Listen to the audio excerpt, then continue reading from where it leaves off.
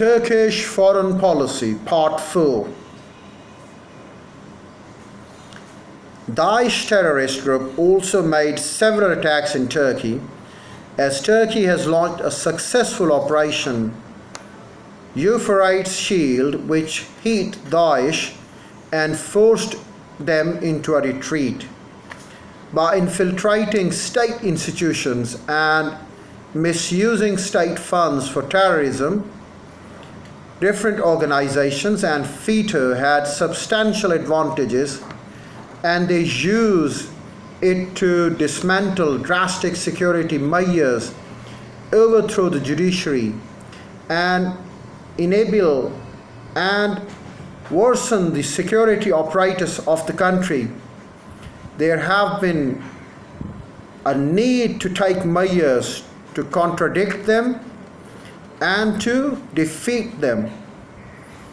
And certainly, Tayyip Erdogan in Turkey has been working with the establishment and doing whatever can be done to put them down and force them to give in. Turkey will prevent such terror groups from taking advantage of the state and by eradicating their hold within the country. They will deter foreign powers to use these terror groups for their own interest.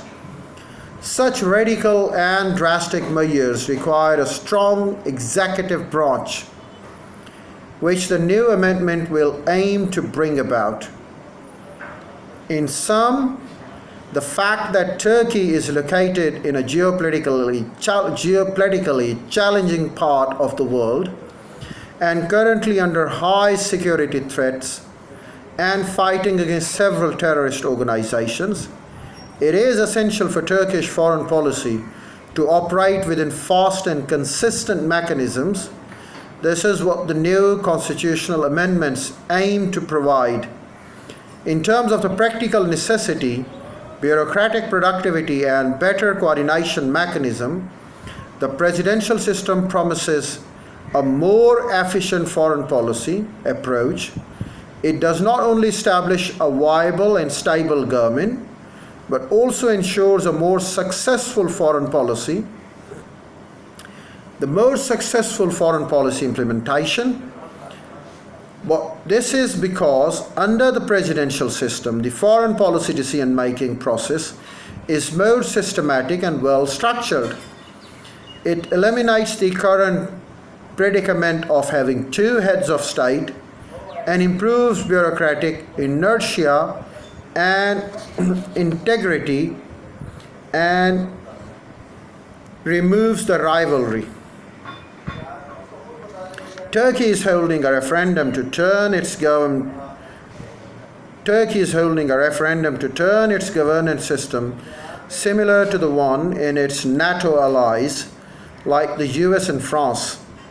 The presidential system is not a silver bullet that will solve each and every problem that Turkish foreign policy faces, but one thing is for sure: if the presidential system is adopted, the Turkish foreign policy is bound to change for the better.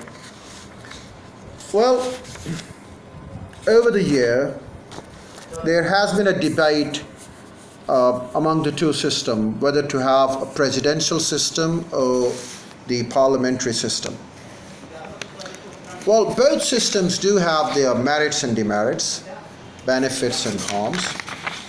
But the thing is that both of them are naturally and necessarily the democratic systems.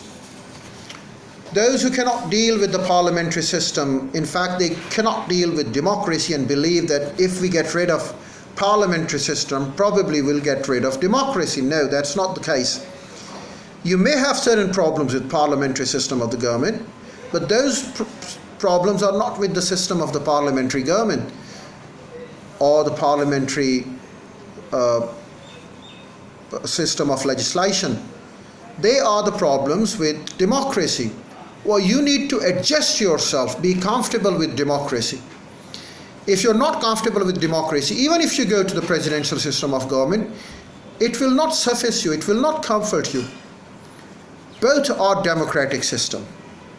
And you need to be comfortable with democracy. Then you can either settle with parliamentary system or presidential system. That's all for the Turkish foreign policy for the day.